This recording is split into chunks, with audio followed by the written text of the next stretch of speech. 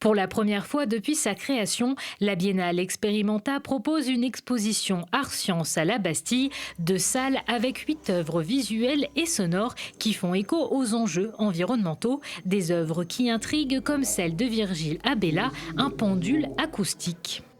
Là, c'est un projet qui cherche à mettre en corrélation la gravité et l'acoustique. Donc un pendule, c'est fondamentalement un objet soumis à la gravité. Et le son, précisément ici, fonctionne dans un caractère acoustique important dans la mesure où c'est un Larsen, donc c'est une boucle de rétroaction entre un micro et les haut-parleurs qui sont dans le pendule. Changement d'ambiance et surtout de lumière dans la deuxième salle de l'exposition. Ici, l'artiste Justine Aymar présente son œuvre Supra-Organisme, une installation composée de sculptures en verre soufflé animée par une intelligence artificielle.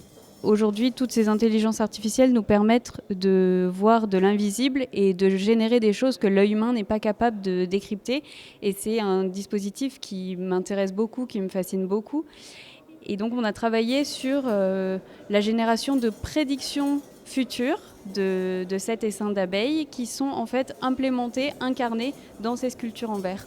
L'artiste Benjamin Juste propose lui au public Forêt résiliente, une œuvre hypnotique fruit d'un travail de sculpture et de programmation.